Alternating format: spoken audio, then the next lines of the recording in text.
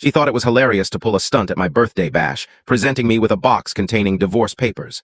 The room erupted in laughter. I had just extinguished my candles.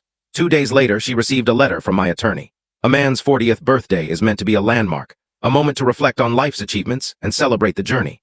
My 40th last Saturday was certainly a turning point. It was the day I realized my wife of a decade didn't just lack respect for me, she outright loathed me. And it was the day I chose to return the sentiment. Let me set the scene. My name's David, and I run a commercial real estate company. It's a high-pressure, high-payoff industry, and I've done well for myself. My wife, Emily, used to manage an art gallery, but now, in her words, orchestrates our lifestyle. In truth, that means yoga classes, long brunches with her jobless friends, and burning through my income. For years, I didn't mind. I loved her. I took pride in giving her a life where she didn't need to work. But over the past few years, things shifted. Her gratitude turned into a toxic sense of entitlement. I went from being her partner to her financier, from her husband to a walking credit card. Her jabs at me, always in front of her friends, grew sharper and more frequent.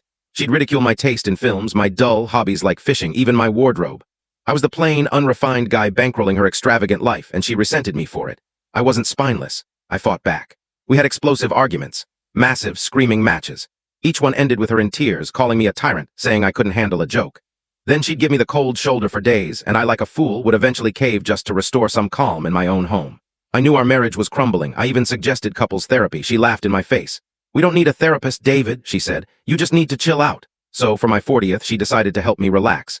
She threw a lavish party at our house, my house, an important detail. All our friends were there. On the surface, it was a fantastic evening. Great food, great music, everyone seemed to be enjoying themselves. Then came the cake and gifts.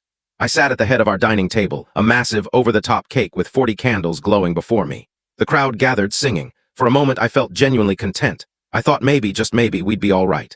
Then Emily emerged from the kitchen holding a single, elegantly wrapped gift box. "One last present, sweetheart," she said, her voice dripping with fake affection. "This one's from me." She set the box in front of me. It was heavy. I glanced at her, noticing that familiar glint in her eyes, a sign of impending drama. Her friends, a trio of catty women I've always disliked, stood behind her, phones out, filming. I opened the box. Inside, tucked in tissue paper, was a sleek leather-bound folder. I opened it.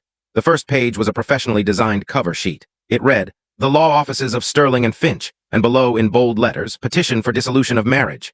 It was a complete, legally formatted set of divorce papers.